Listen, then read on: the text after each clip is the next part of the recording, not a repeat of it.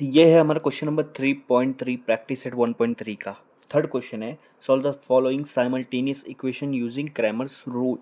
और देखो दो इक्वेशन दी हुई है और इक्वेशन एकदम जनरल फॉर्म में दी है। एक्स और वाई दोनों left side constant right side, x और वाई दोनों left side constant right side. ठीक है, तो डायरेक्ट हम लोग यहाँ पे स्टार्ट करेंगे डी को निकालना। डी क्या होता है, अब आपको यहाँ पर सबसे पहले डी निकालना है। डी के लिए यहाँ पर दो कॉलम आएगा, एक एक्स का आएगा एक वाई का आएगा। अब आप बोलोगे एक्स और वाई क्या है।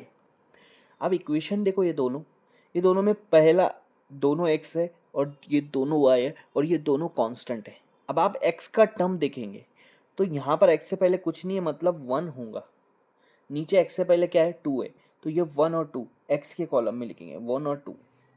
ठीक है, यहाँ पर y से पहले 2 है तो उसको यहाँ लिखूंगा, और यहाँ पर y से पहले -3 है तो इसको यहाँ लिखूंगा। साइन ज़रूरी है, प्लस का साइन हम लोग लगाते नहीं अनूमन, लेकिन माइनस का लगाना बहुत ज़रूरी है क्योंकि प्लस का ऑलरेडी प्लस ही रहता है, वो नहीं भी लिखे तो प्लस रहता है।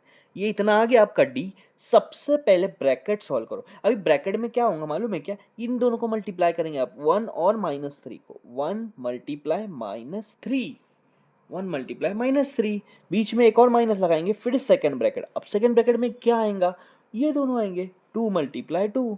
सिंपल, एकदम सिंपल है, मैथ्स एकदम सिंपल है। आप यहाँ पर ध्यान दो, आप क्या करोगे, आप यहाँ पर किसी को प्रॉब्लम होगा तो मैं आपको बताता हूँ। 1 को 3 से मल्टीप्लाई करो, 1 1 जा 1 2 जा 1 3 जा, 1 3 जा कितना आ रहा है 3। Simple concept. लेकिन 1 जो है प्लस में, 3 जो है माइनस में। मल्टीप्लाई में एक प्लस होता है एक माइनस होता ना। मल्टीप्लाई अगर मल्टीप्लाई कर रहे हो, एक साइन अलग और एक साइन अलग है तो हमेशा उसकी आंसर माइनस में आएगा। एक साइन अलग एक साइन अलग तो हमेशा उसका आंसर माइनस में आएगा। यहाँ भी दोनों के साइन अलग अलग है तो आंसर माइनस में आएगा। ठीक है, ये वाला माइनस, फिर 2 2 जा 4, देखो। ठीक है, ये दोनों साइन प्लस में थी इसलिए आंसर प्लस में आया। ये माइनस तो आपका फॉर्मूले का है।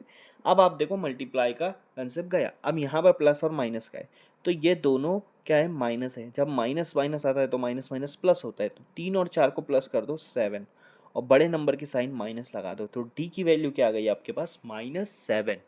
कितना सिंपल है, एकदम सिंपल है। ठीक है, अब dx निकालना है। अब आप बोलोगे d तो निकाल चुके, dx कैसे बनाएंगे यहाँ पर डिटर्मिनेंट।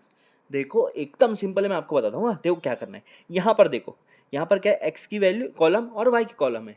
तो आपको क्या करना है मालूम है क्या, d के साथ क्या है, यहाँ पर x है तो x का कॉलम नहीं लिखना है, सिर्फ y का कॉलम लिखना है। d में देखना है x का कॉलम जो है वो नहीं लिखना है, सिर्फ y का कॉलम लिखेंगे, 2 और -3। अब आप बोलोगे x का कॉलम क्यों नहीं लिखेंगे, क्योंकि dx निकाल रहे हैं, जो निकाल रहे हैं उसका कॉलम नहीं लिखते।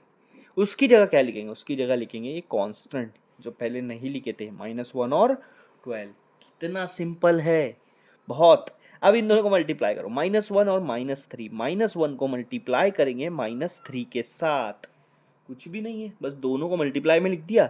यहाँ माइनस, ये आपका फॉर्मूले का माइनस है। अब दूसरे ब्रैकेट में ये लिखेंगे आप इन दोनों को, तो 2 को मैं 12 से मल्टीप्लाई कर दूंगा, 2 को 2 किससे मल्टीप्लाई कर दूंगा, 12 से। कोई कोई हार्ड है क्या, नहीं है। अब 1 को अगर मैं 3 से मल्टीप्लाई करूँ तो 1 3 सा कितना हो जाएगा, ऑब्वियसली 3। और अभी मैंने बताया अगर दोनों की साइन सेम होती है, अरे दोनों की साइन मैंने बोला कि अलग अलग आएंगी तो आंसर माइनस में आएगा। इसका मतलब अगर दोनों की साइन सेम है तो आंसर प्लस में आएगा, तो ये प्लस में आएगा क्योंकि इसकी भी साइन माइनस इसकी भी माइनस। ठीक है, अब ये ब्रैकेट ये वाला माइनस फॉर्मूले का। अब ये क्या करेंगे, 2 मल्टीप्लाई बाय 12 कितना हो रहा है, 24। अब मुझे बताओ 3 - 24 कितना हुआ। जब ऐसा आया ना, आप बड़े में से छोटा माइनस कर दो, 24 में से 3 या 21 और बड़ा नंबर की साइन माइनस लगा दो, तो dx की वैल्यू आ गई -21। कितना सिंपल है। अब निकालना है dy, फिर से d में देखना है, dx में नहीं देखना है, d में देखना है। यहाँ पे x का कॉलम y का कॉलम, हम क्या निकाल रहे हैं, dy निकाल रहे हैं, तो y का कॉलम नहीं लिखना है, किसका कॉलम लिखना है, सिर्फ x का कॉलम लिखना है।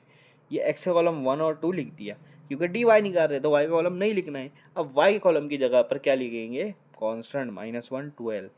ध्यान रखो मैं d की बात कर रहा हूँ, dx की बात नहीं कर रहा हूँ। ठीक है, 1 और 12 को मल्टीप्लाई करो, जैसे ऊपर करा हमने, बीच में माइनस, फिर -1 और 2 को मल्टीप्लाई कर दो। एकदम सिंपल कंसेप्ट है। 1 12 सा कितना हो जाएगा 12, बीच में माइनस, 1 2 सा कितना हो जाएगा 2, और ये माइनस। ठीक है, माइनस माइनस कितना हो रहा है, प्लस हो जाएगा। तो 12 में अगर मैं 2 मिला दूंगा तो मुझे मिल जाएगा 14। कितना मिल जाएगा 14, तो dy कितना होगा 14। कुछ लोगों को यहाँ पर कुछ लोगों को यहाँ पर प्रॉब्लम हुई कि आपने माइनस माइनस प्लस क्यों कर दिया, यहाँ तो नहीं किया था।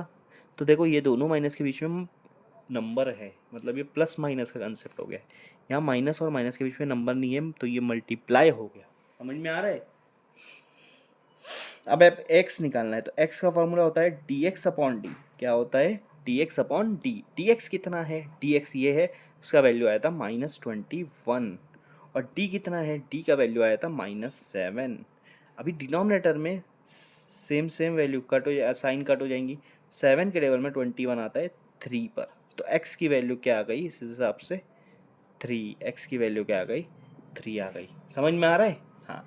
अगर आपको y निकालना है तो ऊपर y निकाल लेंगे हम, यहाँ पर y निकाल देंगे। और y निकालने के लिए क्या करना पड़ेगा? dy upon T. तो dy की वैल्यू क्या है? 14 है। और d की वैल्यू कितनी थी? -7। तो यहाँ -7। अब आप देखो यहाँ पर एक ही साइन माइनस है, तो आपका आंसर माइनस में आएगा। ठीक है। और एक प्लस एक माइनस है, साइन अलग अलग है तो माइनस में आएगा। 7 1 ज़ा 7 2 ज़ा, तो -2। कुछ लोग बोलेंगे तो साइन तो नीचे थी, तो अगर 2 अपॉन -1 कर रहे हो तो इसको आप -2 अपॉन 1 भी लिख सकते हैं। सेम कंसेप्ट है।